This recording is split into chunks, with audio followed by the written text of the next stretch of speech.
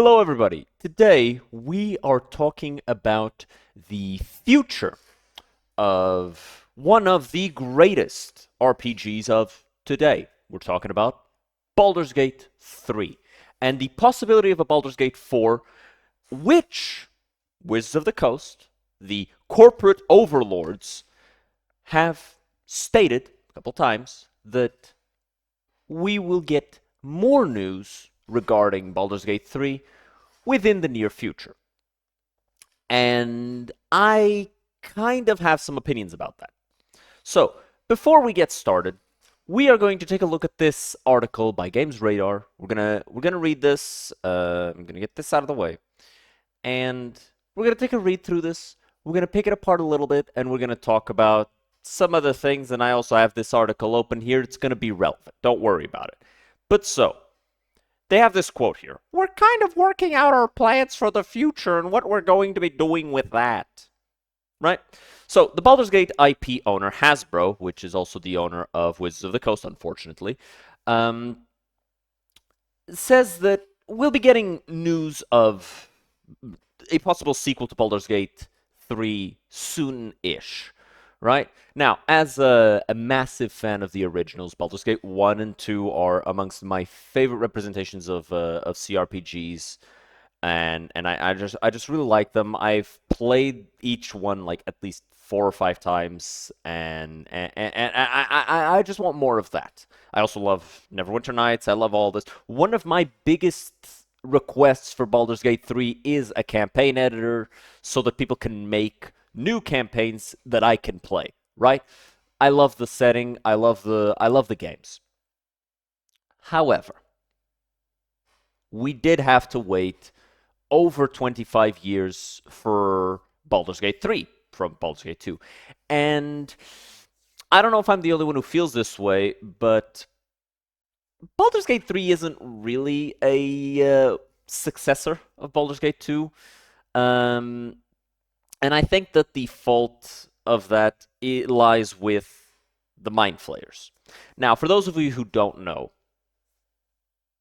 the only reason we have Mind Flayers in Baldur's Gate 3 is not because Larian wanted them there, but because Wizards of the Coast said that that was the sole condition for Larian working on Baldur's Gate 3. They said that, sure, but it has to have to do with Mind Flayers and Ceramorphosis. Ceramorphosis, for those who are not so informed on the setting, Ceramorphosis is the process of a person turning into a Mind Flayer.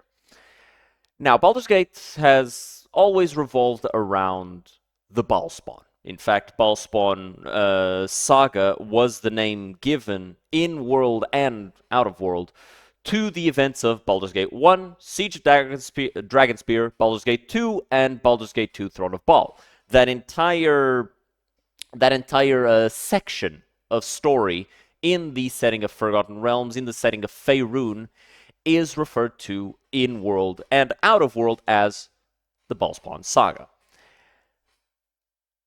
And if you're not that aware, Baldur's Gate 3 didn't really have much to do with the Baalspawn. Now, there was the Dead Three, there was the Chosen of Bane, Merkel, and Baal. They were involved, but while they were the masterminds behind the entire conflict, they didn't really serve as the end antagonists.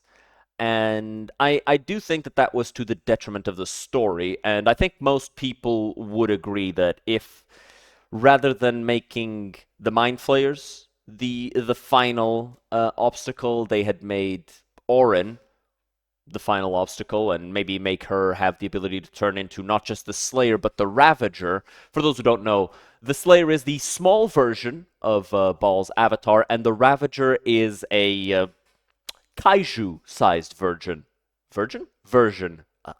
of the same avatar, and it's far more destructive. And I think that that would have been a much more interesting final fight than just a few extra Mind Flayers and a dragon. Regardless, let's keep going. we're kind of working out our plans for the future and what we're going to be doing with that. And actually, in pretty short order, we're going to have some stuff to talk about around that. So, we do have a quote stating we will be getting some news reasonably soon. So, right now, developer Larian Studios is gearing up to release the long-awaited patch 8 for Baldur's Gate 3 sometime this year. That'll add 12 new subclasses, full crossplay functionality, and a dedicated photo mode. Larian said as recently as November that patch 8 will be Baldur's Gate 3's final major patch, which makes sense as it later said it has its full attention on its next RPG, which we still don't know much about. And yes, most definitely won't be Baldur's Gate related because Larian stated on a couple of interviews that they didn't really like working with Wizards of the Coast. They were very controlling. They didn't let them follow their own vision for the game. And they also outright came out and said that we are never working with these people again because of how, after the game came out and it was a massive success, Wizards of the Coast fired everybody on their side who had worked on the game. And Larian considered this to be a very bad thing to do.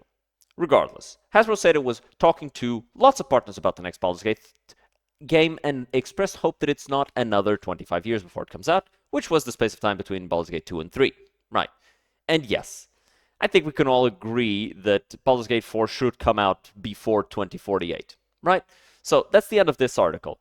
However, unfortunately, there are already a number of rumors.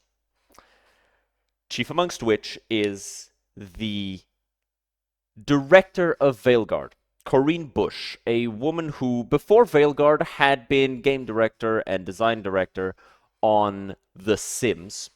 And that's her experience. Her experience is Sims and Veilguard. Is now working for Wizards of the Coast. She was hired there. And unfortunately, rumors say that she was hired as director for Skeleton Key Studios. And if rumors are to be believed, we do not know, we do not have information on this yet. This is the studio that is going to be working on Baldur's Gate 4. Now, why is this a rumor? Because Skeleton Key Studios is stated to be working on an RPG. This is a new studio. They've set up their site, they've done all that stuff, but these guys are working. Oh, I did not mean to do that, actually. I meant to open this first and then close the other stuff. These people are working on some, this is not the right thing, but these people are working on an RPG. Skeleton Key is working on an RPG behind the scenes, and right now they aren't putting out any information, but it is suspected that they are going to be the ones to make Baldur's Gate 4. Now, if I'm being honest, I would much rather have an Icewind Dale game. Like, we've had Baldur's Gate 3, now give us Icewind Dale. Icewind Dale was kind of like a sister franchise, whereas Baldur's Gate was much more story-driven, had a much more epic story to it, where you're saving this major city. Icewind Dale has also had its own success, but it never got close to Baldur's Gate, and I think that giving it some manner of love would be nice, especially considering the recent release of a new Neverwinter Nights campaign, Doom of Icewind Dale, which we played on stream, and it was a lot of fun. I really enjoyed it. It was very quaint, and we are still waiting on Blades of Netheril, which is going to be the sequel to that, also going to come out on Neverwinter Nights.